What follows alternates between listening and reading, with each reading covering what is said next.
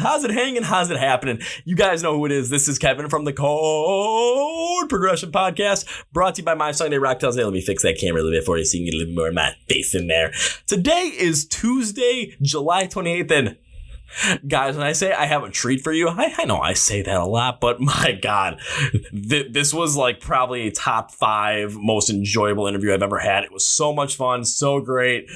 I mean, I can't describe it. It was just so full, like free-flowing, awesome. It was incredible. But before I intro this interview, please follow My Song Day Rock 2008 on places like Facebook, Twitter, and Instagram. On all those places, you'll get the 30-second Song of the Day preview to get you more into rock and metal music and all the subgenres, and just to expand your base and expand your knowledge, and also get to know people that like that music as well. You will also be notified on all those places when stuff like this podcast comes out, when YouTube videos come out, when anything gets released. And on Instagram, as that is our most private platform, we're always connecting with you as we're on every single one. But we're asking a lot of questions like, hey, what's your favorite band out of these two, and tell us why? What's your favorite song by this band? What's your favorite album by this band? What are you listening to today? We have IGT videos every single Tuesday night, which gives you behind the scenes look at what we're doing here on the podcast, on the YouTube channel, on anything with My Song Day Rock 2000 to today. We also have Instagram live streams every single Wednesday night at 9 p.m. Central Time. It's a fun 1-hour thing. You get to come hang out with us, and we just do whatever the heck we feel like. It's always a blast. Also, please subscribe to the YouTube channel that this podcast lives on, the My Sunday Rock 2008 YouTube channel. We have a lot of videos that come out every single Wednesday night at 8 p.m. Central. My favorite are the Kevin Figures Out videos, where I figure out if I like a band or not that is bigger, but I don't really know a lot about them. We do album reviews of albums that are coming out. We do band reviews, top 10 lists, specials like the Italian metalcore one that I just released last week, and oh man, that was a good one. You gotta listen to that one and watch that video. And also, please subscribe to the Chord Progression Podcast if you are not right now. So you can subscribe here on the YouTube channel, or you can subscribe on Spotify Podcasts and Google Play, because we are unearthing the underground rock and metal scene here by interviewing the emerging bands in the scene that are going to be the biggest bands by the end of the decade. So now, that was a good intro. On to our featured presentation. And why am I so it's jacked up right now? Because this interview had me just free-flowing, energetic as all hell. So I found these videos. I think one of my friends mentioned them to me, and then I found them on an Instagram page. So I checked them out to listen to their music and decided to message them saying, hey, would you like to be on the podcast? And they got back to me, and boom, here we are. So we got 2 out of the 4 members. We got the founding members, the 2 sisters from this band out of Houston, Texas. They're a rock band, and on this, you get to hear all these crazy stories about Biscuit. Yes, I said Biscuit. You'll find out what that is right away. And you can also get the stories about how they started out, the influence they had, a lot of fun stories in there. We also talk about their first single on their new label. It's Come As You Are. It's the cover of Nirvana's Come As You Are with their own twist on it. And then they also have new music coming out in the future. So we talk a lot about this stuff, and it is one of my favorite podcasts I've done so far. So please welcome Molly and Zoe from the band Rozy. Are you guys ready? Because this is a great one. So let's go. Yeah. Well, ladies and gentlemen, boys and girls, listeners of the Chord Progression Podcast. One of my friends suggested that this band, I actually checked them out. So I said, you know what? Let's check them out.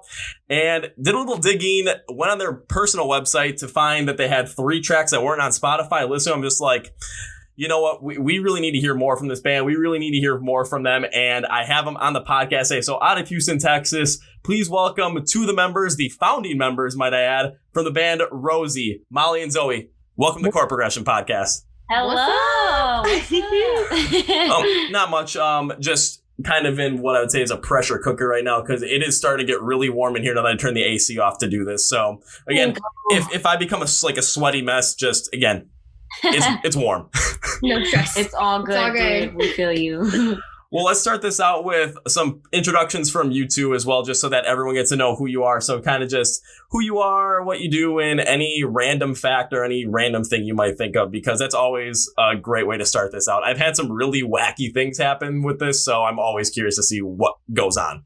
Okay. Do you want to go first? Or well, I'm Molly. I'm 19. I'm the drummer for Rozy, and I do backup vocals and you got anything? Oh, an interesting fact? A fact? You have a dog. I mean, yeah, but that's not interesting. Everybody has fair. dogs. Well, what about this? What kind of dog? How old is the dog? And what's the weirdest thing the dog does? Okay, so I have a toy poodle. His name is Biscuit, and he's basically just a small poodle. He looks like fried chicken. He looks like fried chicken. Everybody tells me, hey, he looks like chicken. I'm like, yeah, I know. And I wanted to call him Chicken, but I couldn't call my dog Chicken, so I named him Biscuit because I thought it was cuter. So, yeah.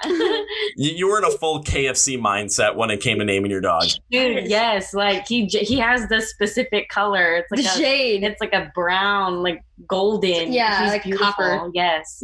And he's a year old. Yeah. In March. He just turned a year. So. Oh, wow. So you recently got this dog. Yeah, I got him on September 1st of last year. Oh, wow. He must have been really small then. Yeah, he was super small. And he was just all fluff. He had so much hair, and it's super curly because he's a poodle. But then we shaved it, and he looks better now. Yes. More groomed. Yes. I was like, did you shave it down completely where it's like almost no fur, or is it like there's some little like curly hair in there? Because my buddy who I lived with, he had a little Maltipoo. Dog just turned 15 years old and is still kicking, and it's like there's times where he looks like this shaggy, just complete mess, but has this like really like gray, like distinguished goatee look going on. Oh my god, that's or then they'll shave him completely and he just looks like this like kind of Skeletor kind of guy, but he still has the same amount of energy all throughout. It's ridiculous. Oh my gosh, that's a long time, 15 years. But no, Biscuit had a lot of hair. He had bell bottom. He had like he had like pants on. Like he had super. That's how we used to shave him, where we just leave it all, like his legs and arms long. But now, because we get like those little stickers, Sticker burrs. Yeah, the sticker burrs in our backyard, and they'd always get caught, and so we just shaved him down. But there's still a lot of hair on him. He got a little fro. He's got like an afro. It's cute. Nice. I'm gonna say like if by the time this is over, if you can send me a picture, because I make the video of this, I might just have to flash a picture of the dog up there so everyone can see Biscuit. Yes, for real, 100%. I got you. She's gonna do it right now. Awesome. Then I've got it, and then we'll be good to go. Alrighty. We'll transition over to Zoe for her own personal introduction. All right. Cool. What's up? I'm Zoe. I just turned 21 on the 25th of this month. So like yesterday technically, but yeah. And I'm the lead singer and guitarist for the band, and I love anime. I really, really enjoy anime. So all right, so which anime show specifically, just for all the anime people out there? I don't really pay attention to any anime, but I know there's a lot of people that are into it, so gotta give someone like a little bit like, oh, I watch the same thing too. Yeah. Gotta get that moment going. So I guess I'll do like 3. My first anime that I ever watched was Black Butler. My like favorite anime is Ouran High School Host Club, and then the anime I'm currently watching is My Hero Academia, which is like kind of what's really hip and trendy right now. Primo. Yeah, those are some of the couple ones I watched. It's what the kids say is hip and with it. And now I sound really old saying that. With it, indeed. Well, before we jump into the music, I have to do this because I was thinking about doing one thing about this, but I have to do it. And I'm gonna sing you a birthday song, if that's all right. Oh, yes. It's your birthday. Here's your song, and now your song is over. Wow, I love that. Wow. Yes. Short, sweet, and to the point. Yes. Exactly. No, I'm just kidding. I actually think, if I remember correctly, I think I first heard that on like an episode of like George Lopez when I was like a kid. Really? Oh, really? Yeah, I think Grandma Benny sang it. That's so funny. See, her saying it, that makes sense. Mm-hmm. Yes. And then I was like, all right, we're going to play a game called Find the Keys in My Car kind of thing. Just so all the kids would funnel the car so she could just take them home before George and Angie got back. I think that was the premise, but it was something wacky like that. That's funny. This is something she would do, though. That should be like the quiet game. Shh. The quiet game. Be quiet in the rooms. But what are the rules? I think you know how to play the quiet game, and then just dead silence. Oh, man. All right, so I kind of want to jump in, especially into Rozy within the music as well, because of course this is a podcast all about the music and any other random thing that we can come up with. So while doing some research on the band, one thing I found was that you started playing about like 9-10 years ago in 2000, at like the ages of 11 until you guys first picked up instruments. So what got you into music in the first place? Oh, okay. Well, basically the game Rock Band would be a good start. Yeah. We had this babysitter and they had the game Rock Band and I hopped on drums and Zoe would do like the vocals or the guitar. Yeah. And so one day I was like showing interest in it and my dad is actually used to be a drummer. And so my mom got really excited when she found out that I had like some type of vibe with it. And so she went out and bought me a drum set. And then eventually Zoe was like, I don't want to be left alone. I don't want to be left alone. I'm the firstborn. She didn't want to be left out. And so she got her a guitar. And then she was like, let's just start a band. And we're like, okay. And so it just went off from there. Yeah, pretty much. I was going to say, clearly it worked because taking a look at the background, there are 3 guitars pinned to the wall right there. Yeah. Which makes total sense. But jumping over to you, Molly, on something when you're saying, you started out playing Rock Band and playing the drums. One thing, because background, like between like 2006, 2009, I was actually trying to play the drums as well when I was a kid. So I would go and get lessons from this one guy I spent here in Milwaukee, and he was telling me about how a lot of people that he worked with, different drummers, different guitarists as well, that were teaching people. A lot of people were showing a lot of interest in playing the guitar, and then all of a sudden it's like, they get a real guitar versus the Guitar Hero controller, and it was completely different. However, when all of a sudden Rock Band came out and your people are playing the drums, it was what he was saying was it was a lot more of a smoother transition because they actually did that really well when they built it. Yeah, it's pretty close to what you're actually doing. So. Yeah, and I, for the life of me, I still cannot remember. I used to play it all the time, but I cannot remember how to do the Intro to Toxicity by System of a Down anymore. I used to be able to do it flawlessly. I could even just grab 2 pens. I was in high school. I would just start doing it all over the place. And now it's like, I know how it goes, but I just don't remember what to hit at what time. And it kills me every time I think about it. Dude, yeah. Like when we would play it, I was like 10. Yeah. Oh my gosh. I was like, so I wasn't good was my point. I was not good at all. I just, showed interest in it and I would, She did it. She could keep a beat. That was, you're being a little hard on yourself. You could keep a beat pretty well. Yes. So. If you're gonna start out with, I'm not thinking, but I'm able to keep a beat. That's a huge step because there's a lot of people that when they start out, they can't even do that. And if you're gonna have that from the, from the ground up, you're set. Like you're able to do a lot more going forward. Absolutely, 100%. Yeah. That's good. So then, what songs were you playing on, Rock Band or Guitar Hero that were your favorites that kind of made you really like a certain style of music? Because that's how I got into a good amount of bands actually, just playing Guitar Hero. I'm like, oh shoot, that's how I basically when I was in middle school. That's how I went from trying to like what everyone else liked to all of a sudden being the weird kid that loved Disturbed and never looked back. Hey man, I'm here with it. We Guitar Hero 3. We got Guitar Hero 3 and pretty much Slow Ride by Foghat. Oh yeah. So actually, we are really good friends with the former ex-lead singer of the band. He's like a second dad to us, and so sweet. No for his way. birthday one year, we did a rendition of Slow Ride, but we did Happy Birthday, and to this day he still talks about it, and he's like, that was the best present ever. It was just really cool because it's we played that song on Guitar Hero, and now we're like, hey, what up, Phil? We know him. He's the homie. Cool. Yeah, we did that one. I think what's the one? Oh, it's the ending. Through the Fire and the Flames. Yeah. Da-da, so far away. That one was and The Devil Went Down to Georgia. Do you remember that one? Yeah, that one, the fast one. Yeah. That was really hard. I think I'm Paranoid by Garbage was on Rock Band. That was the first song I think we played. Yeah, I think so. And you remember Dead or Alive by Bon Jovi? If I butcher that, I'm so sorry. Yeah. Yeah, we played those nonstop. Oh, and Black Magic Woman by Santana. That one was good. It put you in a mood, man. I don't care what anybody says. And the graphics were good, they to be honest. It was a fun game. Yeah, man, those bands, primo. Because I was always playing like Guitar Hero 2 and 3 because that was right around like 06, 07 when they came out. And that was like when it was real big. Of course, got the whole clunky guitar with the PS2 controller in there. Yeah. Right. And I always remember playing Guitar Hero 3 because that was always one I wanted to play. And it was like, I'm always on like section 7 because all I wanted to play was like, it was like Before I Forget by Slipknot. And then there was Stricken by Disturbed, which of course that kind of makes sense why I like Disturbed so much. Yeah. Then it was 3s and 7s by Queens of the Stone Age and Knights of Sidonia by Muse. And it was, I could do it on easy. I could do it on medium. I was struggle on hard, expert. I could never pick it up. I could never get my pinky to go that way, but I got small hands for a person my size. So it was really hard for me just to like get my hand all the way over there because I wasn't used to it.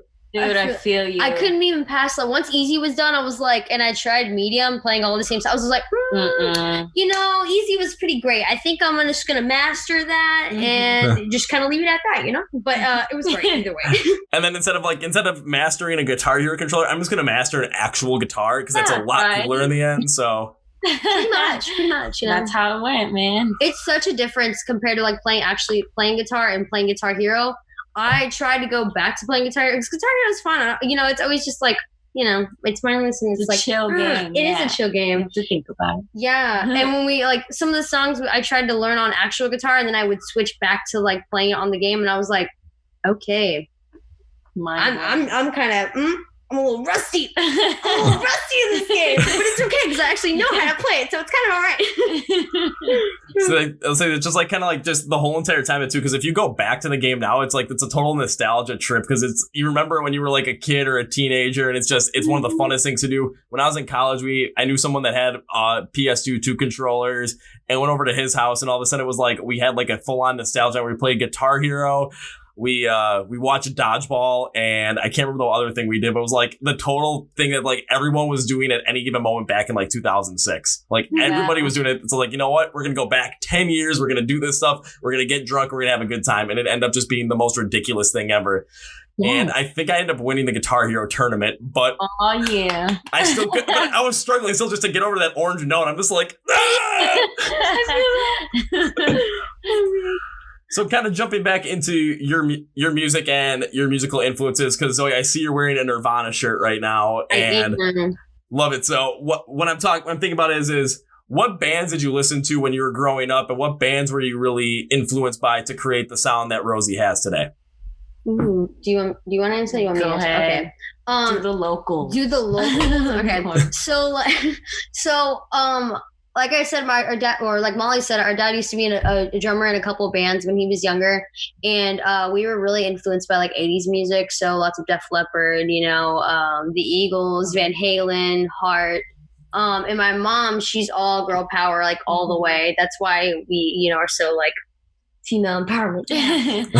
And so we did get a lot of like Joan Jett, Blondie, and just bands of that nature as well. And so that's kind of where we started to form or at least my understanding of music. And then once I got into high school, once I got into like middle school, I was like, maybe let's kind of try something different.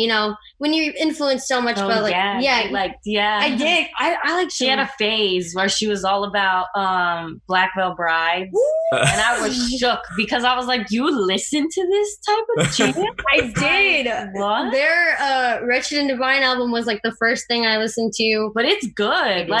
At first, it freaked me out a little bit. I was like, I would have never expected that, from her. But then like I listened to it, and she listened to it all the time, and then all of a sudden I started singing it, and she's like, "You know the words?" And I was like, "Yeah, you play it all the time, bro. Of course I know it." Just quickly, just to interject, do you know that they re-recorded the We Stitch These Wounds album? The re-recording is coming out on Friday. Yes, really? And then they're going to do a live at the Whiskey A Go Go. I think is it on Friday too? I think it's on Friday or Saturday. If it would be, it would have to be on. I would assume on Friday because that's the day of the album, re-release, I should say, because they re-record, re-release, whatever you want to call it. But I listened to it, and they did Sweet Blasphemy and Perfect Weapon. Those are the two they released right now. But listening to each of them, I like the original from Perfect Weapon, but the re-recording of Sweet Blasphemy is incredible. Really? Okay, really? Yeah. I like the Set the World on Fire album and then the Wretched and Divine one. Brandon, our guitar player, though, he loves the We Stitch These Wounds album. So I'm sure he's like fangirling as we speak, for sure, getting ready for it. Probably like the good old classic Jonah Hill gif of just like, Yeah, it was crazy. They came to Houston at like the Bayou Music Center back in like 2014, and I was like, this is my first concert to go see them. I'm gonna show up and look all cool, and I bought the meet and greet and everything. And okay, Black Veil Brides is pretty much the most like screamo I got into, like as far as like bands like that were concerned. And I show up, and we're like, it's a small little room where everybody kind of has to wait to then go and get in line for the meet and greet. I brought because I was endorsed by a guitar company, I was endorsed at the time, and I wanted to bring my guitar for them to sign. And I showed up in a white shirt, some red pants, my white Docs, and like a light pink guitar case. I go in there, everybody from head to toe is dressed in all black. We got like the Andy Six type looking face paint, and I was just like, okay, I think I'm in the right place. I stick out like a sore thumb, but that's all right. And yeah, that was like really, it was just insane. I was like, wow, I thought it was really cool how dedicated of a fan base they had. You know, that definitely was like, I want this, you know, I want this for my band. Because at the time we were just starting, and I was like, I really dig the way this is, you know. Everybody has the same vibe and stuff. Yeah. It's one of those inspirational moments too, because it's something that you see and you kind of have this revelation of like, this is what I want to go for, and I want to have something like this. And when you're talking about Black Veil Brides, kind of getting into them and hearing your musical background, especially starting out with as a kid, like, you know, the stuff your parents do, especially the 80s, like you said, like Van Halen and Def Leppard. The thing that kind of got me going on that one is the fact of the matter was like, my dad is the exact same way. Like his favorite band was ELO, and then it was like his like list was like ELO, Van Halen, ZZ Top, Rush. So like that's all I listened to when I was a kid. And then all of a sudden, like when I first heard Black Veil Brides, it was off of the Set the World on Fire album. I'm like, this is just like hair metal inspired, like crazy. Right. Like this is like when I listened to when I was a kid. Why would I stop? And then all of a sudden I started branching out a bit more into their stuff. And I'm not going to listen to them all the time, but very occasionally all of a sudden, like, I'll pop on Black Veil Brides here and there. A couple weeks ago, I think I was disc golfing. I had my little I always have my mini speaker in my bag, and all of a sudden, like, I just played Black Veil Brides the whole entire round. Normally I go with like a Day to Remember, Rise Against. Today I did Falling in Reverse. So it's like, I always have like a different thing going on, but it's always bands where all of a sudden people are going to either look at me like, oh, no way, you're playing that, or it's, what the hell is this guy doing? Right. Yeah, I feel that. Can't please everybody, unfortunately. Yeah. No, but you know what? If I can't please everybody, whatever. I'm still just going to do what I would like to do in that way anyway. And if people don't want to hear me blasting something that's going just like full on punk rock, and also it's like, oh, well, what are you guys playing? They're playing like soundscapes or like ocean sounds. It's like, yeah, I'm just going to keep playing this. You keep doing that. Right. I'm just going to keep doing this. Right. All of a sudden, they're like, you're missing out. What? Alrighty, so what was it like, first off, you know, like starting the band and then growing the band overall, especially being younger, especially, you know, like early teens when this whole entire thing got started? Because I know a lot of people that have started bands around that time, but I haven't really found a group so far that really started that young and has kept it going up until today, I should say. Yeah, that's a good way to put it. Yeah. Well, in the beginning, it was more about like, let's learn how to play. And as we're learning, let's just go play at like coffee shops and stuff, like small gigs. Yeah. Just so we like, cause we had stage fright a little bit, you know, still. And, but yeah, mostly the first like year, two. The first like 2 years. The first like 2 years, it was basically us learning and playing coffee shops with like two people in it, one people, and nobody. Our family. One people. One people. Our family were always there though, like all of them. Even to this day, they still all come to like our immediate family. They all come to our shows. Yeah, they're super supportive. But yeah, that was the first 2 years, and then like we introduced us to our school because we had like a talent competition. No, we did the Rodeo Rockstar. Oh, go ahead. So, in Houston, the Houston Livestock Rodeo back in like 2012, they had 13. 2013. No, it was one. Okay, yeah. So in 2012, they started this brand new competition. It was called the Rodeo Rockstar competition, where they had like a junior division and a senior division. It was like in the carnival area outside. So and they pretty much it was like a battle of the bands essentially, you know, but it was country. It was everybody singers. It was singers with guitars, little acoustic stuff, and then we're a whole band. We were a two-piece. We were a two-piece for like 6 years. Yeah. And so we were like, it's called Rodeo Rockstar. Let's freaking do it. And I remember our submission tape. Okay, you can go find it if you want to. And we did I think It's Time by Imagine Dragons. Yeah. And we ended up making it in. And I think the first song, what was the first song we did? I don't even remember. Oh, it was, wait, no, I don't remember. Anyway, we made it the first round. The second round we did Rock of Ages by Def Leppard. It was just us two. And that was pretty great. I'm not gonna lie. Yeah, I think you could find that one too online. You can. We were under a different name because Rozy's like 2 years old, but we were under a different name at the time. And yeah, you can still find it.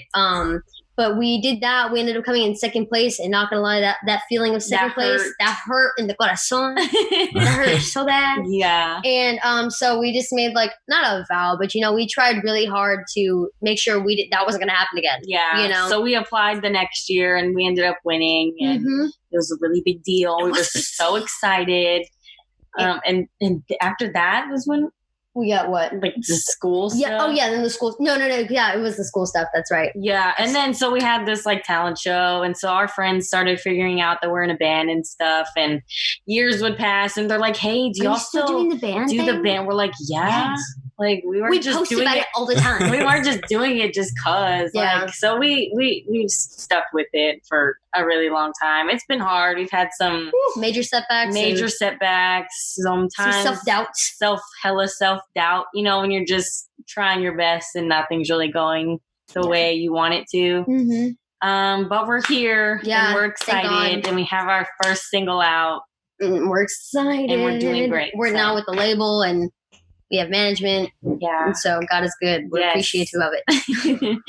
Kind of speaking of that, like the first thing you said, talking about when you're doing that whole Rodeo Rockstar challenge, the first you came in second and you absolutely hated the feeling of coming in second. Yes. The best thing you did about that is something that I always kind of try and have that mentality too, where it's if something hurts, like something happens to you and you're trying your best and it just doesn't work out the way it's like, I wanted to win, but I came in second kind of thing. Instead of using that as like we came in second, we gave it our best, we can't go further. It's like, okay, if we gave it our best, we came in second, we got to use this motivation to just keep going forward and become even better so that the next time when we do it, our best is the best overall, especially because, you know, a lot of people, it's like, I'm not gonna lie, a lot of people in the world, it's like something happens and they just don't get the result they expect right away. They kind of just quit on it. And it's just like, I mean, I kind of had the same thing here too. It was just like, all of a sudden, you know, I'm starting this. I've got a lot of stuff going on for the first year. And all of a sudden, like my follower count is like, just like flatlined. I'm like, yeah. Well, then instead of just worrying about, woe is me kind of thing, it's like, okay, how the heck am I going to improve this and just keep going forward and just keep working at it? So it's that mentality that led you to all of a sudden, okay, go back the next year and win. Go and do other couple things. Stick with it. Get better. Do more shows. You know, get 2 more members of the band and become a 4-piece band. Really single and get signed to a record label. I mean, come on. If that wasn't probably if you guys won first place in that first one, you might not be where you are today. You're 100%. So right, 100%. And with that, our parents really like instilled that into us. Yes. You know, like let that fire fuel you to be better, and that's really why we are here where we are today. Yeah, they encouraged us throughout the whole journey of everything, and they were our rock. They still are. Like they're 100% backing us up. Like my dad was literally downstairs making art. Skate. I don't know if you saw on our social media, but we were giving away skateboards like with our logo on it. Skateboard decks. Yeah, skateboard decks, but just like art decks, so like don't skate on it, you know. And my dad was literally downstairs creating them right now, you know. So I mean, homie's still putting in the hustle, and we appreciate it. I was gonna say, you said skateboard decks. You mean something like something like that? Yes, dude. It has our logo on it. It's super cool. Yeah. Really I got that one from it was a band that I interviewed a couple of times here. I featured some of their stuff on our stuff. I saw them last week because they were playing up in Green Bay, Wisconsin for like 150 people. Nice. And of course I go because like I've told them I was going to see them 3 different times this year. But of course, because of a whole entire pandemic, show in March, boom, gets canceled. They're going to play here in Wisconsin twice in July at 2 different major festivals. Boom, both got canceled. All of a sudden they're like, oh, we're gonna play that show in Green Bay, but like on a different date. And I'm like, you know what? I'm supposed to see it 3 times this year. I'm making sure I make at least one. Yeah, Made one. I saw the deck. I'm just like, okay, I have to get that deck and put it on my wall for this stuff because this is just too cool. So got the deck. They signed it, and now it's up there for until I move out of here. Right. That's cool. And then it's gonna go somewhere else, but it's up there. Right. That's fair. But it's like, that's something cool too, because it's something unique, especially the artwork that you can put on the back of the deck as well. And it's like, people are going to look at that. They're going to hang it up somewhere. They're going to, or what I do, like mount it to the wall, put a couple pieces of wood behind that so that you don't have these super duper long screws or dealing with a bunch of other wacky stuff either. So it just also gives it like a floating look too. Like it's a UFO on the wall. Right. True. But I didn't see. I'm gonna take a look at those decks too, and then I'm all of a sudden like, if you guys are still doing the contest, I'm definitely gonna have to enter that because I could use another one right next to it.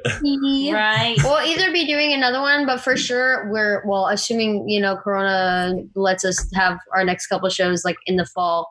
We'll be selling them at our shows too. So hopefully, if we ever make it up there, we'll bring them on over. That way you can get one. I'll say, if you guys make it up to Wisconsin or to Illinois, like to the Chicago area, because I'm only an hour and a half away, or like I think that like the first I've ever like gone like specifically for a show. I mean, well, actually that was Croatia, so that was a little bit different. But like, go for like a show where all of a sudden like I was going there just for the show, and then going and then leaving right afterwards was Minneapolis, because I went to school up there, so it was. Like last year, it was Beartooth, I Prevail, and A Day to Remember were playing up there, and I had a bunch of friends that wanted to go, and I'm just like, you know what? I'll meet you guys up there. Right, that's cool. Somehow I end up in the front, right in the front row during A Day to Remember. So I'm like, how the hell did I get up here? I love that. I know, for real. I love when that happens. It's like, don't ask about it. Just enjoy the moment. Right. Well, the only thing that made me mad about that was like when I finally noticed I was right up front. It was when they were doing the crowd surfer, and I wanted to do that, and I'm just like, well, it doesn't make any sense if I'm up front. Right. Yeah, I feel you.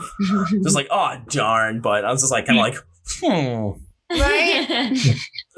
One other thing when it comes to playing shows that I saw on, I believe it was either on your website or on Spotify or something like that, but you made an appearance at Warped Tour in 2015. Am I correct on that? We did. Yes, we did. Okay, what was that like? Because of course everyone has the most fond memories of Warped Tour ever. Now that it's not around, everyone's like, what did we do? Like, what did we do to deserve not having this anymore? For real. So it was really fun. Yeah, it was really fun. So we never even like got to go. We were 14 and 15. We had like just turned 14 and 15. And we had never gotten to go to Warped Tour before just because we were still getting into the whole music scene. And we saw that they had a Battle of the Bands tournament. And I told them, I was like, we should enter. Ernie Ball. Yeah. It was when they had the 5 bands on the Ernie Ball stage for City. And we were like, I was like, we're gonna win. And my dad's like, oh yeah. And I was like, yeah, we're gonna win. He's like, all right, then let's do it. And we like got everybody we could. You had to vote for us, like specifically whoever had the most, I think. Yeah, the top 5 bands that had like the most pretty much buzz going on, they made it. And we were kind of nervous because there was a band there called Waterparks. Oh my God. Yeah. I was like, these guys are really good. They've won like 3 years in a row. Yeah. And I was like, they're like, crap. I was like, at least let us get on the top 5, And sure enough, we ended up winning. We were like the 3rd band. We made 3rd, I think. And Waterparks was 1st for Houston. And we were like tripping. We're like, yeah. We were so excited. Yeah. It was so good. It was so fun. That was our first time there, and being able to perform was super cool, and have your own like tent and stuff. So we were we were a 2-piece at the time, and I guess so. We had the 5 bands. There were 5 bands, and they're like, you have to show up at this time. So we show up at this time. We like to be there early, so we showed up a little bit earlier. And they're like, well, once everybody gets here, then we'll put the breakdown of the sets, And so we're there. Everybody's showing up, and we're like, man, where's this last band?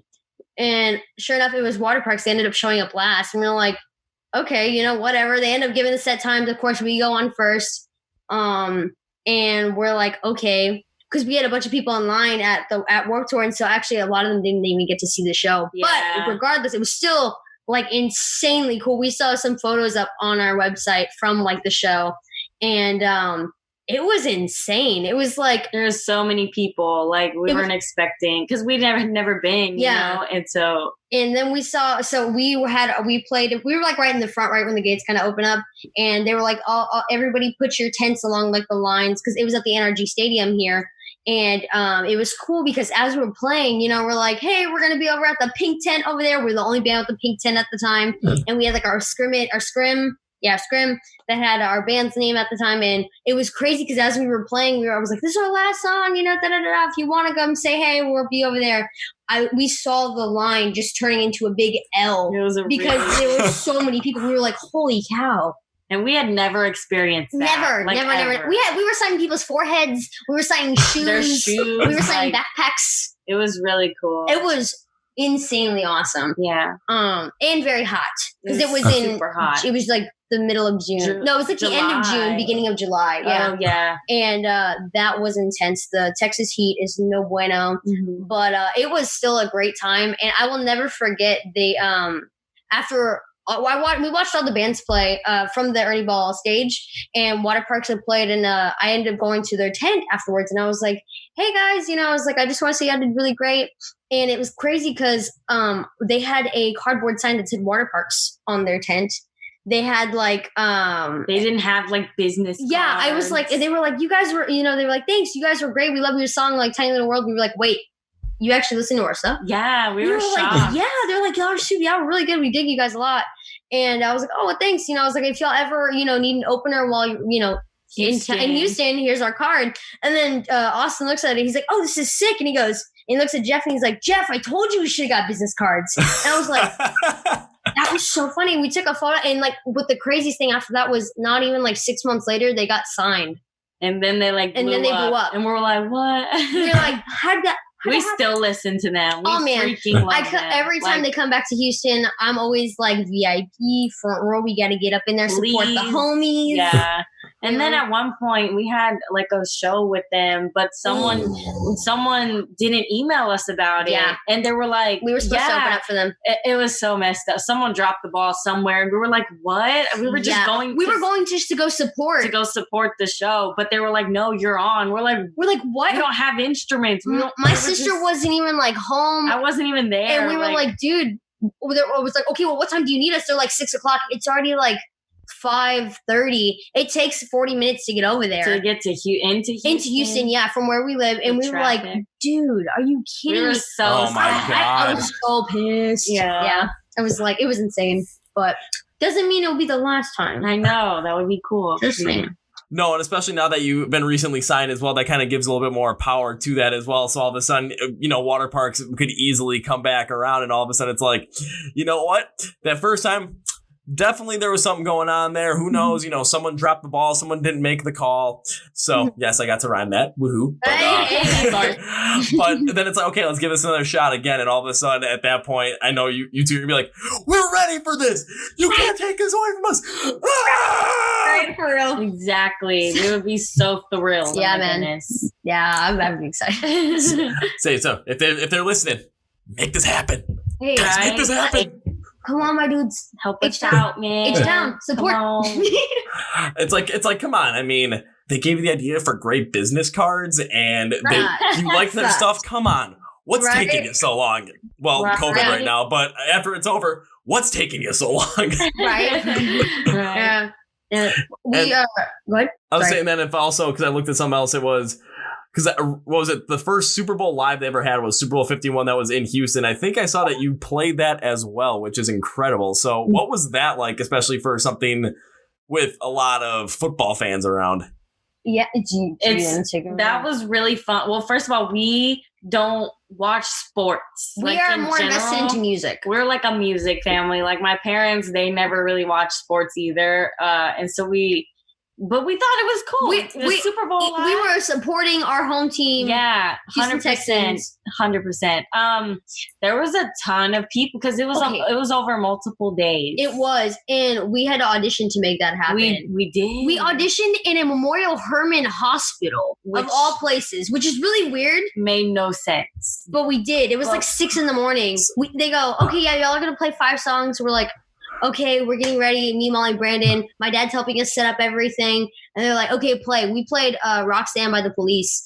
And they were like, thank you. And that was it. Like, and that was it. They're like, you can go now. And we were like, okay. And so we left. We were like, okay, either we sucked or they really liked or they loved us. And apparently they loved us because we ended up playing. We played 3 days, right? Yeah, we ended up playing 3 different days. It was packed. It was so packed. Like all of Discovery Green. Of all ages, literally. Little bitty kids. It was so awesome because they would all gather around because it was in these big tent things. Yeah. And they would all gather around. There was like little kids in the front, and then it's like, and then it was super long. It was a good time. It was a great time. And just hearing we like to play covers and originals. That way we get people something to like, oh, I know that song, as well as, oh, that's cool. I dig it, And it was cool just hearing like everybody's feedback and like after we were done, they're like, y'all are so good. Yeah. We still get to this day. Like they're like, I saw y'all at the Super Bowl live. I'm like, and it was really cool because like they had like regulations and stuff, which we had never experienced. They were like, okay, this is what you have to wear. Like nothing, like no logos. You couldn't do like certain things. It was just like, okay, like I guess this is how it really goes. It was supposed to be like professional and, this is Houston. We need to like represent and stuff like that. So we're like, okay. So we got with it all and it ended up turning out really good. So Super Bowl live professional. That just is something that doesn't resonate with me personally because the next year after that, because the Super Bowl was in Minneapolis for the 2017 season, and the week beforehand when they were doing a lot of the Super Bowl live stuff in Minneapolis, I was there because I was hanging out with a bunch of my friends from college at the time, and right behind the main stage for Super Bowl live, because we were just trying to find a place just to hang out for a little bit, we were behind the stage, and me and like 5 of my friends were just hacky sacking over there, and it's like 15-degree weather maybe, so we're we're hacky sacking.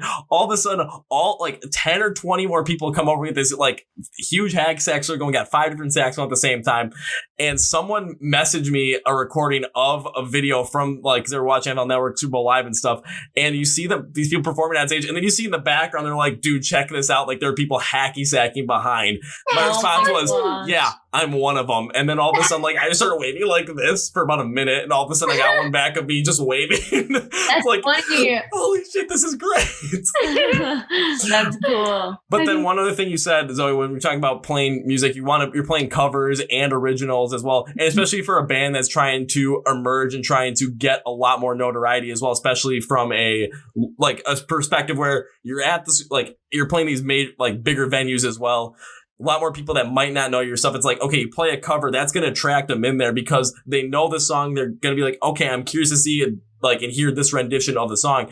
And if they like it, they're going to stay. And all of a sudden you play an original. Now you're starting to build a fan base there. Now you're starting to grow. And all of a sudden they're going to be starting to talking to their friends and posting on social media and taking videos. And all of a sudden they're going to be like, guys, friends, fellow members of society, please listen to Rozy. Or Rozy. God, I knew I was going to mess that up. It's okay. Man. You're good, bro. It's all good. And of course, I had my little freak out there, just like, ugh, 'cause I knew I was going to do it. It's cool. It's stress. But, okay, now that I've calmed down a little bit. So, I want to get into some of the music as well, because right now I know you just put the cover of Come As You Are by Nirvana on Spotify. I believe that was at the end of June, if I'm correct. It was actually July 17th. Okay, so it was about a week. Yeah, been a little bit over a week. And then on your website, you have, I think it was 3 other songs that were originals that were on there as well. So I'm going to send this one to you. Do you want to talk about the originals or do you want to talk about the cover? Because originals are the most recent one because I can do both. Probably the most recent one because the stuff you heard before that actually was under our older band's name. That's why none of it's out. One of the songs, Matters of Love, will be out eventually. However, the other 2, they're kind of either they will be remastered, whatever, this and the other. But probably the single for now, the new one would be best. Yes. Okay, so first things first, what was the inspiration to do Come As You Are? And I know you're wearing the Nirvana shirt right now, Zoe. So I gotta ask, like, why did you pick Nirvana to cover, and why did you pick Come As You Are specifically? Okay. So when I was younger, I think kind of going back to, finding your influences, like what made, us sound the way we sound. We were very influenced by the 80s music, but I was still trying to figure myself out, find myself in music. And I was kind of just trying to, I was like, what's some of this? Just let me hear things that I'm not used to hearing, or just not, you know what I'm saying? And so like I found like the Gorillaz. I got really into the Gorillaz. And when I got into something, I got into it. Like I listened to it every day, especially during school. Like that was just all I did. And I eventually got onto Nirvana, because of course Smells Like Teen Spirit. It was on the radio, and I was like, I want to learn some more, And I became super obsessed with them. I had a Nirvana backpack my freshman year of high school. For like 2 years, my alarm clock every morning was Heart Shaped Box was the intro. And I was just very fascinated by just the lyrics, the way Kurt and the whole band, the rest of the band put the music together, and just the way you could really just feel how he was.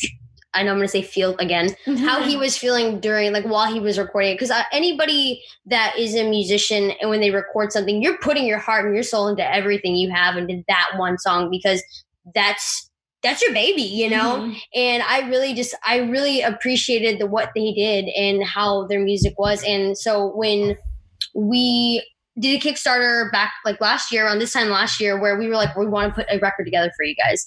We had just kind of had a little bit of management going on. They were like, we want to get you guys signed. We need to make this happen. So we actually raised $10,000 by our fans, or our fans raised $10,000 for us. And we worked on a record, which will hopefully be out sometime in the near future. And while we were doing that, our management was like, you should do a cover. And I was like, okay, but if we do a cover, we wanted to make it our own. We didn't want to just be like, boom, literally here's just my voice on top of somebody else's creation. Yeah. And while we were looking, I wanted to do something that was still hitting home, which was kind of, again, Nirvana, really, I related to that when I was younger. And Come As You Are, to me, was just very... How do I word this? It was like they also wanted a song that wasn't overdone. That's right. Like, okay, because we went through multiple options. What were some? We were gonna do Roxanne by The Police. Roxanne. Need You Tonight by NXS. That one. Love Fool by the Cardigans. Yes, I was for that one. For the two. Yes, but again, we wanted to make it our own. And when when we were putting them together, I was like, well, how do I make it different? And I ended up making up the whole progression by itself, by just trying to get into that mindset that he had, but also how was Rozy? Say this was my song. How would I want to change it up? We are a little more fast paced. Yes, and a little more. Not more rock. Not more. No. Just straight up, like. It's like a little less grungy overall. Yes. We wanted to make it a little more, I guess, I don't want to say mainstream, but, a little more like to where, because people either like it or they either like something or they don't. And we had a lot of people, especially once the single came out, they were like, I really didn't like this, but like you guys made me like, I'm like, well, I like them both. I'm glad that appealed to you though. You know what I'm saying? Through helping with the song. But yeah, that's kind of really why we chose it, was just because I really related to it.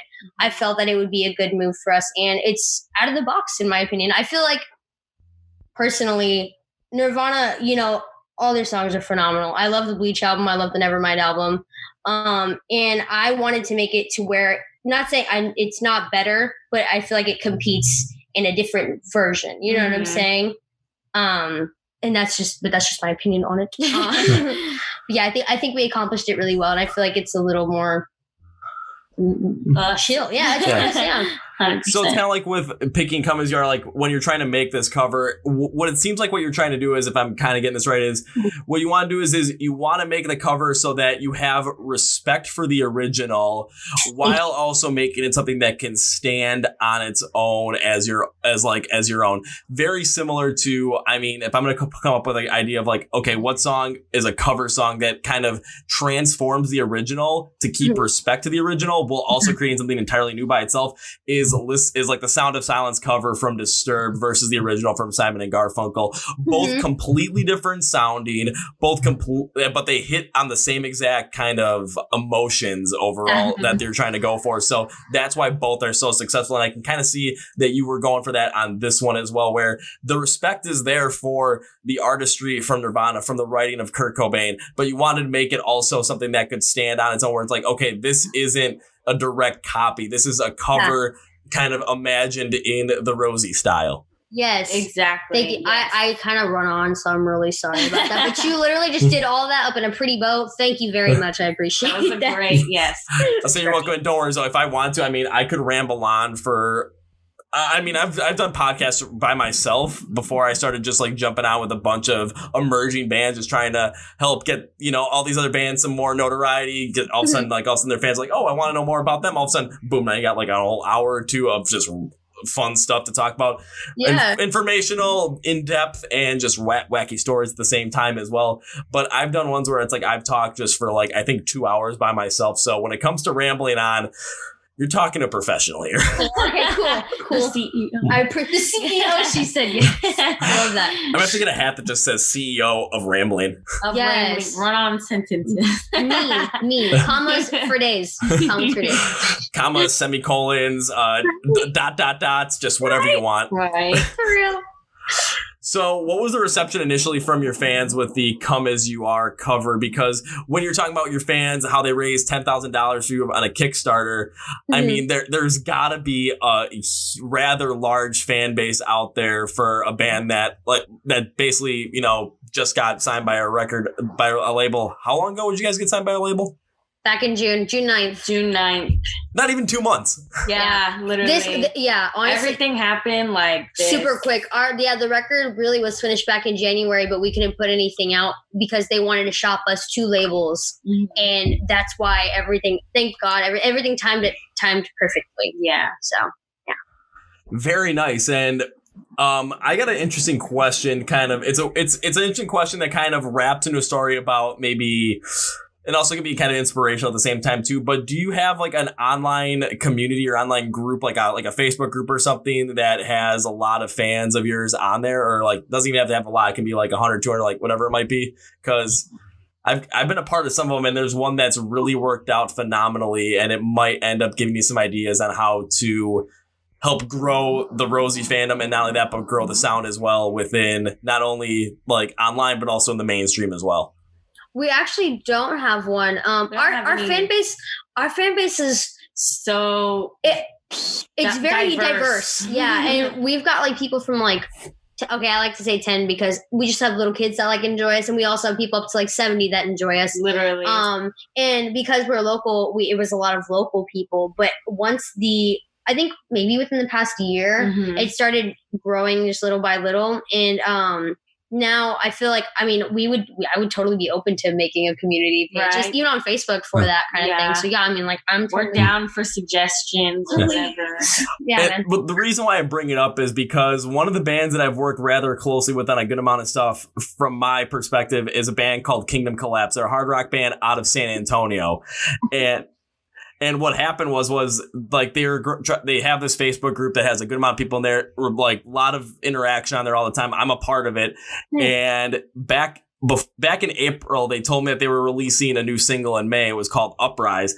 And their lead singer sent it to me initially so that I could put it out as like the Song of the Day feature on the day of its release.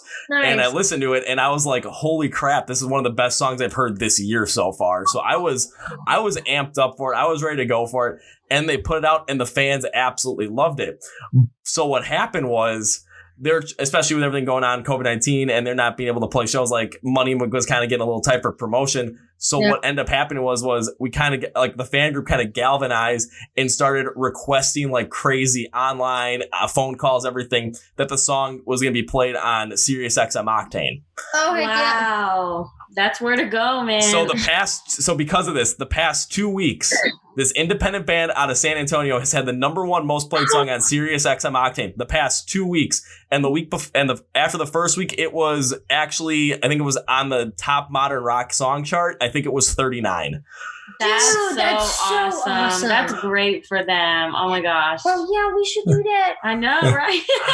So it's like, so basically what it is kind of like if you're able to kind of have a place for all your fans to come together, be a part of a community, especially online, because with how diverse of a fan base you have, whether it's kids from 5 to 10, all of a sudden people in their 70s and 80s kind of thing. Mm-hmm. What ends up happening is everyone's together, and then either yourselves or maybe someone else on there kind of takes charge, kind of galvanizes the troops a little bit, just like, we're going to go and request this and we're going to make sure it gets heard everywhere. And then everyone just kind of picks up traction on it. I mean, you never know what could happen. It's the ability to use the fans that you have and also grow the fan base, because all of a sudden then they're going to be adding people to this group. They're going to start adding even more people. And it's like, okay, we're going to get behind this band. All of a sudden that you release a new song and people really like it. Then all of a sudden, they're going to start requesting it to be played on these different radio stations all over the place. And then these radio stations can be like, okay, if we keep getting these requests, we're going to have to get it. We're going to have to play it. And they're going to play it. And all of a sudden, more people are going to hear it. And it's just going to have this snowball effect that all of a sudden just going to keep growing and growing and growing. Yeah. Dude, you're so right. Oh my gosh. We're going to look into that 100%. We'll talk to our people. Should we just talk to our homies, aka our fans? Yeah. Yeah, that's a good idea. Heck yeah, we should definitely do that. I'll say if you talk to the PR people and they need an example, just send me a message, send me an email, whatever it is, because I can direct them, be like, okay, this is how it works for this band. Yeah. And if it's like, well, does it work in the same style? Well, I mean, it's a hard rock band. So it's, you're in the same genre and they're even in the same state as you as well. So it's like, okay, there's a lot going on here. The very similarity kind of style thing where you can use this to your advantage. Yeah, that's definitely. So cool. Oh, sweet. I appreciate that. I'll definitely hit you up after this too, and once I send it to them, that way we can get the ball rolling. Yeah, and then if one other thing you can do as well is like if you want, like if for that King Collapse fan page, I can even end up adding you as well on there, so you can see personally kind of how everything interacts as well. So you can also get like an in-depth look at it, and then kind of reverse engineer it to work for yourself as well. For sure, yeah, I appreciate that. Super, invite us seriously. Look at me using my mind for once. We are connecting. We are blending together. We're blending, yeah. And jumping back into the music as well from Rozy, like, cause you talked about with the songs that are on your website right now, how the one that you're kind of focused on to make sure it's going to be either re-recorded or put on the next record is Matters of Love. And out of the three, I'm glad that's the one you chose, because out of the three, that one sounded, I mean, especially online, it sounded the clearest as well, but it also had, I think, the most going for it at the same time as well. Thanks, man. Thanks. Yeah, that one actually, we came out with that back in like 2018. Yeah. Right when was when we literally just put it out. We didn't know what we were. No, we didn't know what we were doing. Yeah, we had no direction. We were just a struggling band. We were just trying to make it. Here's our single, and then just hope for the best. Yeah. But yeah, definitely that one. I really enjoy playing that one live, especially too. It's one of our. One of our heavier songs? It was until we started writing some of the stuff we have now. The more recent stuff is for sure a little bit heavier. To me, it's still a fantastic song. It's one close to my heart as well. So I mean, yeah, I'm glad. I'm glad you like it. One thing I picked up incredibly on the song was something that you mentioned right at the beginning when I started asking about like the songs, like the stuff you listened to when you were younger, when you're talking about with your mom listening to a lot of more of the female inspired vocals from the 80s as well, and just listening to the vocals on this track. That was like the one thing that just stuck out to me. It reminded me of a lot of that style, just the way it was, like just the way it was sung, just the style, the progressions and everything, the pacing. I was like, this just stands out so much, especially in that kind of style. So that's why when you brought it up in my mind, I'm just like, ding, I got it right again. Woo! Thank you. Heck yeah, I appreciate that. Yeah, for sure. Yeah, man, I really enjoy that song. I feel like it did what it needed to. We needed something to kind of out to be like, hey, what's up? We're here, ta-da. And now I'm glad, hopefully, if we end up redoing it or even just putting it on once we have our record fully done, that people will love it as much as you do. So, yeah. I mean, either or do it, because I would say do it if it's just put it on there or re-record it as well, because it's even taking a listen to the instrumental as well, like the intro. that was one thing that kind of got me in as well, because it was like a grunge style guitar, but it was like a grunge rock mix with like a pop rock style, but also a slower pace as well. So I'm like, I saw the Come As You Are single out there. I'm like, okay, there's a cover. Okay, there's a Nirvana thing. I'm seeing the Nirvana shirt right now. It's like, okay, this whole entire kind of grunge influence in there. It is making a lot of sense. And then talking about how I got that like 80s female inspired like vocal from you, listening to the verses on this, how it started out with like a real more minimalistic style from the instrumentals, it just kind of puts those vocals out there a lot more. It just features them so much more heavily, and it just sticks it out there. And I did like it because it kind of builds up as it goes along as well, because it mixes some of that grunge style of the 90s, and it works to bring in more with like a mixed style chorus. Like it's like, okay, there's other things going on all over the place. And when you mix that hard rock and grunge sound in the chorus, it sticks out, especially with the vocals as well, because they kind of go in they kind of go away from that like 80s female vocal, especially in terms of the pacing, I would say. Yeah. And it kind of has more of like a real hard rock feel to it. And it really played off incredibly well overall. The grunge style and then those hard rock vocals with a couple other hard rock pieces in there. The contrast and just the roughness at the same time as well. There's the slightest bit of roughness, but it really worked out overall in the end. And overall, I always write out a little overall on this, so I don't forget about it. Overall, it's a good song by band. Not only does it show how they can play in a style that goes away from like a lighter style, like a kind of like some of the other songs you had on the website, like more like a pop punk kind of style, like Arch was. But it shows you can kind of go in like a little bit more of a heavier style, but more of a rougher style as well. And you have the vocals that can match up with a little bit of a slight roughness in there. And you really get like a good rock, hard rock, grunge feel throughout the whole entire song. So it has a great mix to it. And I really do hope that you put it on the record, because it's something that I think a lot of people could really get into, even if you have stuff that might be a little bit lighter on the album and stuff that might be a little bit harder as well. Me specifically, I do kind of like a lot of that harder stuff, so that's kind of my taste. But it was like hearing like this, I'm like, oh, I can see what's happening here. Oh, yeah. Yeah, for sure. That's awesome. We're glad you like it. Sometimes when we like play songs a ton, especially ones that are ours, we're like, should we like it? Because, people don't know, but at the then we always remember too, you don't know, somebody brand new who's never heard of you could be out there in the crowd and be like, that's the song that hooks them, to be like, I'm a fan for life, you know? Yeah. That's and the reason, I think personally, the reason why we have like heavy guitars in that too is because when we were a two-piece, I took over that low end as well as that high end because we didn't have a bass player. It was just drums and guitar and vocals, And once we added Brandon, once we added Brandon when he played bass at the time, I didn't really, even though we had the low end, I kind of didn't want to get rid of the low end just because, the one that I did, at the time. And so that's kind of why we have that still in there. To me, it's kind of like a small little ode or like a little, just like a snippet of like, hey, this is because of what we did back in the day, And so I'm glad you like it. To me, it just kind of is like confirms. It's like, 10 and 11-year-old Zoe and Molly are like, yay! It's like it shows you two knew what you were doing over 9 years ago. So it also shows that it's like the path that you're going on right now with the band and with continuing on making music as the focal point of kind of going forward in your lives. Definitely the right move. Right. Thank you. Thanks. Thank you so much. So now that you're signed, now that the Come As You Are single has been out for a little bit over a week, and even though we're in this really wacky time with a pandemic and just everything else going on, what are the future plans for Rozy in terms of, the future, like shows, music releases, new music, anything really? I mean, just because it's such a wacky time, it's always curious to see what bands are doing now and planning on doing in the future in order to grow their influence, grow their fans, and basically grow the overall notoriety. Yeah, so we've got a couple shows, hopefully, God willing, that they'll make it in the fall. We've actually got a show with they just dropped out, but like POD, Trapped, Sick Puppies, Hinder. It's a big festival, that Warehouse Live, which is a venue we hold near and dear to our hearts in Houston. That they put us on the festival with these big bands in October, and so we're hoping that works out. As far as music, we should have another single coming out pretty soon. That's original. A cover. That's an original. Get that right, because people freak out because people kept thinking that we were calling the just because we called "Come As You Are" our single. We called it our single, a cover of Nirvana's "Come As You Are." People still kept like freaking out, but to all those people that were saying that, be like, hey, it's okay, we have original music coming, I promise you.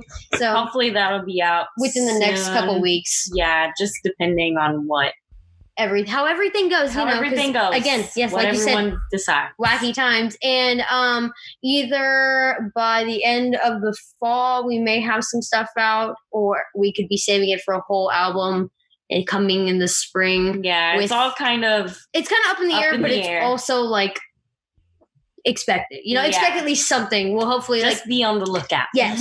Yeah, for sure. That's a good way to put it. Be on the lookout. It's just because who knows what the heck's happening anymore? Because all of a sudden it was, all right, everything gets shut down. Okay, everything's starting to open back up again. Okay, now everything's shutting down again in certain places. I know Texas is one of those places because I got a little cousin. He's 14 years old and he's been up here in Wisconsin for the past 2-ish months, and he's going back to his home in Dallas next week, and he's like he doesn't want to go back, and I'm just like, why don't you want to go back? He's like, because nothing's open, dude. Right? Honestly, there's concert. We just need the music back, man. I know, right? The concert venue. Just bring it back. I wish. I'm in the exact same spot as well because I've been like at my full-time job. Because I'm working from home as well. I'm talking to my coworkers. My boss are like, okay, so what are you doing? Ken, like, no concerts this weekend. What are you actually doing? I'm like, I don't know. Right. When I had to get my appendix taken out, my boss said it was because you haven't been in a mosh pit in over 3 months. I'm just like, yeah, I haven't the last time I was in a mosh pit was literally 3 months before that happened. And I almost got my nose broken during that show. Oh my goodness. So I know, totally worth it. I was like, but if you're gonna put yourself in the mosh pit, you know what to expect. So it's kind of like, hey, just go for the ride. Let's do it. Just because you're living in the moment. I don't know. I feel like music makes you feel like that. You can conquer anything, and people, I don't know, most of the time, depending on which kind of concert you're at, even if you do fall down or something happens, you got 5 other people that are like, are you okay? You're good. Okay, good, and they shove you right back in. Yeah, that's the whole entire thing of it. And for me, it's just when it comes to listening to music as well, it's like I love going to concerts. It's my time just where nothing else matters, and it'll just get lost in music, get lost in that kind of emotion of it all. Yeah. And just with the concerts I like to go to, it's like I'm always going to. I've seen Rise Against 9 times. Nice. I badly we need to go see Ice Nine Kills Against. I saw him once, and that just made me a huge fan of the band just because of how crazy it was. Motions in White, Falling Reverse is the one I almost broke my nose. Guar was ridiculous. Anti-Flag Penny.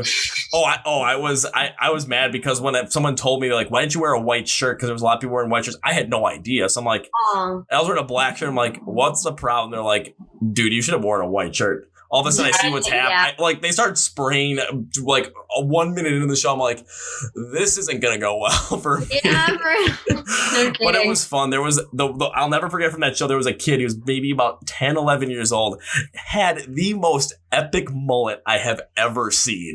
That's funny. Yes. And the band that was on before Guar, we had a pretty good pit going, like a circle pit. And the kid's dad was running around the circle pit with him, like holding on to him, like hand in hand kind of thing. Yeah. And everyone that was kind of like in the mosh pit hitting each other was trying to stay away from this kid just because we didn't want to ruin this kid because he was having so much fun. And we're like, we're going to stay away from him. All of a sudden, it's during War. I look over in the middle and here's this kid on his dad's shoulders, shirtless with the full mullet glory going like this. All the members of the band, they look over and they all stop spraying. So they all converge towards the middle of the stage. They all point at him while they're playing and then just blast the hell out of this kid with the blood and the bile looking water. And I'm like, this kid's going to go to school tomorrow. His friends are going to ask him what Guar was like, and he's going to describe this. And there's going to be a lot of people that are going to be like, oh, that's what you went to. But inside, they're going to be super duper jealous because how cool is that of a story? For real, that kid's going to remember that for the rest of his life. 10-year-old. For the rest of his life. Yeah, and it's those moments, and it's just like the emotion that's created from those moments and those memories that I think back to them now. It's like the ones that I've had of that where it's people like for Rise Against at Riot Fest in Chicago last year, people, because it was so hot, people were passing out and you couldn't get in, like, there was no way to get security to come and like help these people. So we were crowd surfing them to the front. just so that they can get medical attention. And all of a sudden, like after one song, like Tim's like, holy shit, there's a lot of people crowd surfing. And someone told him what had happened. He's like, all right, if you see people fall, if you see people pass out and they can't get medical attention, just keep sending them forward to get them the attention. We're just all like, yeah. The little mosh pit opens up. I'm like, I'm going over there just because there's a little bit of space because it was just wall to wall people. It was so hard to get through. And then all of a sudden get to this pit and I'm like, take a breath, get whacked in the side. I'm like, I'm ready to go and just start. But it's that total feeling of just euphoria and emotion. That's just. It's something that, like, especially with live shows, like, I miss that as a fan's perspective. I mean, as a performer's perspective, it's got to be similar but different the same way where it's like you have to miss that emotional feeling, but how that emotional feeling is had has got to be in a much different way. Yeah, it's different because you're the creator of that. You take control. You are the one that. You are the reason why people are there. You want to make sure they have a good time and you want to give them the best time you can for that 30 minutes, for that 45 minutes, for that hour. Even though we're an opener band, we make sure from the beginning to the end, we are packed and just ready to go the entire time. That way, when they're done, we're like, wait, who is that band again? They were so good. And, it's just, there's no better feeling like it than being up on stage, at least for me. I'm sure Molly is the same way. Me too. But, you make moments for yourself you didn't even realize that would be happening then, just as well as the same person, the people in front of you. We had a show with Striper, a band called Striper. They're a Christian rock band or Christian metal band.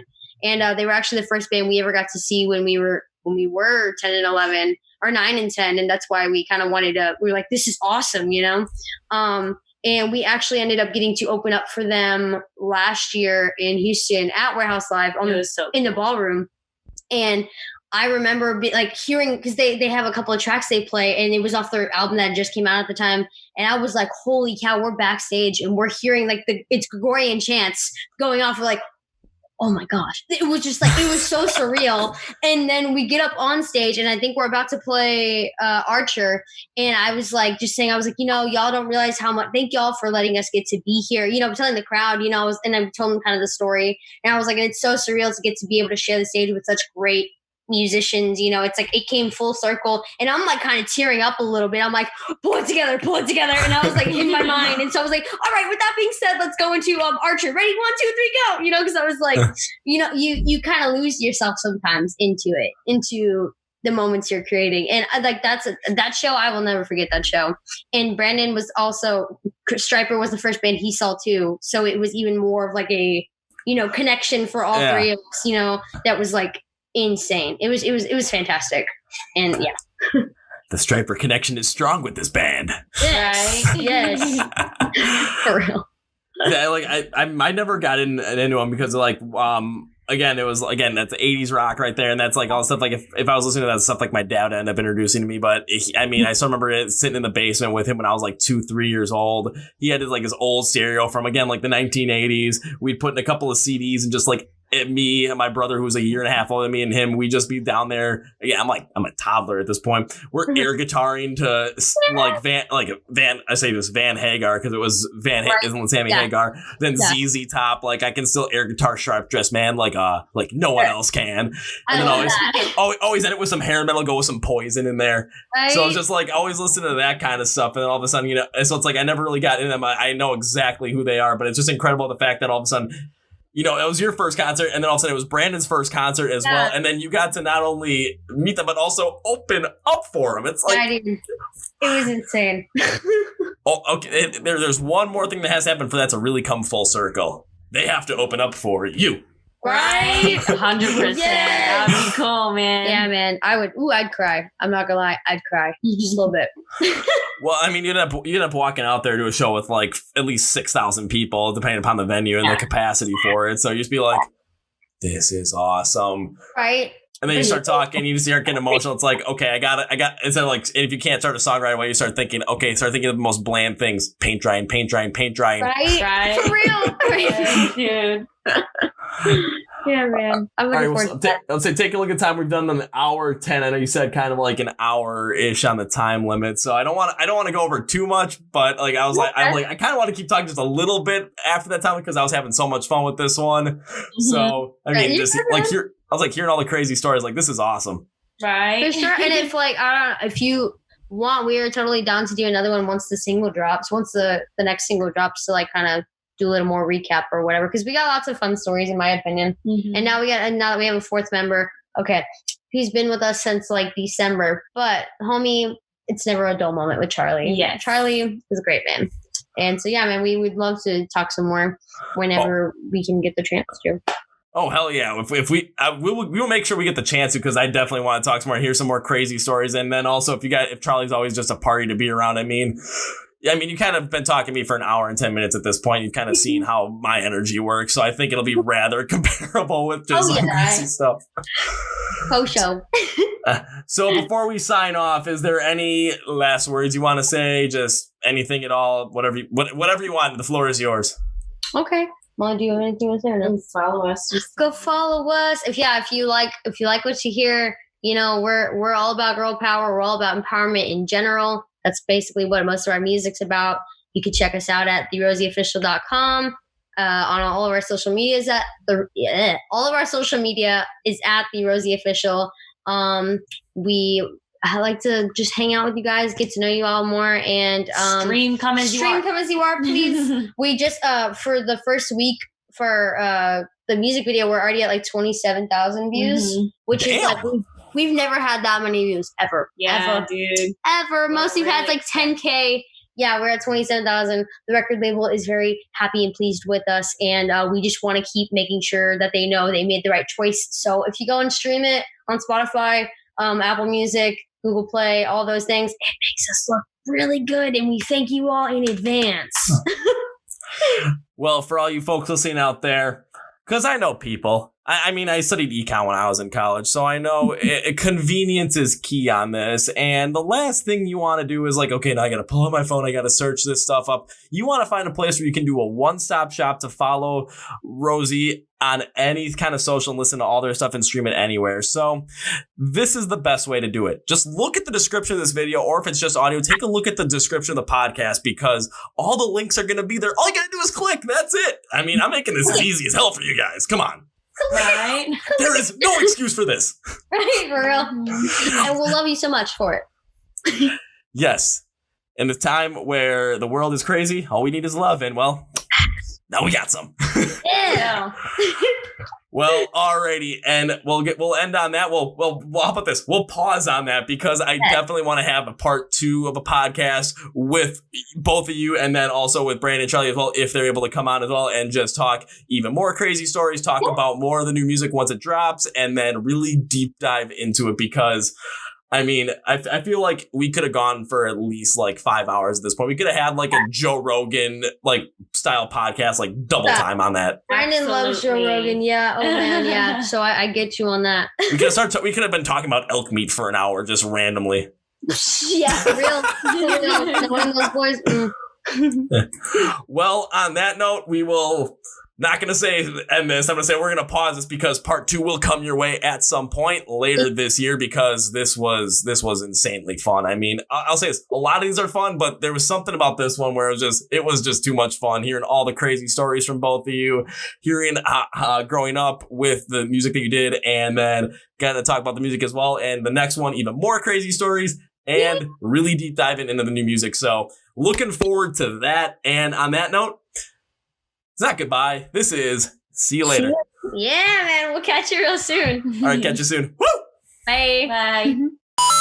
Well, folks, that was my interview with Zoe and Molly of Rozy out of Houston, Texas, and I'm still energetic after this one. Remember when I said like I had no AC on right now, so I was probably gonna get sweaty. My shirt's pretty much drenched at this point, but it was 100% worth it. And remember when take a look at this title of this episode. Let's take a look at the title, please. You want to know why it says part 1? Because we are definitely doing a part 2 when they're able to release their new music, their new single. I think it's going to come around sometime this year. You'll check it out when it comes up. And also stay in tune with us on the My Sunday Rock 2000 Day social media page, like Facebook, Twitter, Instagram, because the day their first single comes out, their first original single comes out, I should say, that is going to be the Song of the Day choice. So you're going to get the preview of it, and then you're going to go check it out. And when you need to find these girls on anything, social media-wise, online, streaming-wise, whatever it is, take a look at the description in the podcast notes or on the YouTube video, because let me tell you, it's going to be there. I'm making this as easy as hell for you guys because this one was so much fun. I cannot wait to do a part 2 episode with Zoe and Molly, and hopefully their other bandmates, Brandon and Charlie, are able to come on the podcast as well. This was awesome. This is insane. I can't wait to do a part 2 on that one. And that's going to be it for me today. Thank you guys for listening to the Chord Progression Podcast, unearthing the underground scene and the emerging bands that are going to be the biggest bands in the next decade. Brought to you by My Song of the Day Rock 2000 to today. My name is Kevin, and you guys know how I end every single one of these episodes with a big, healthy, and hearty see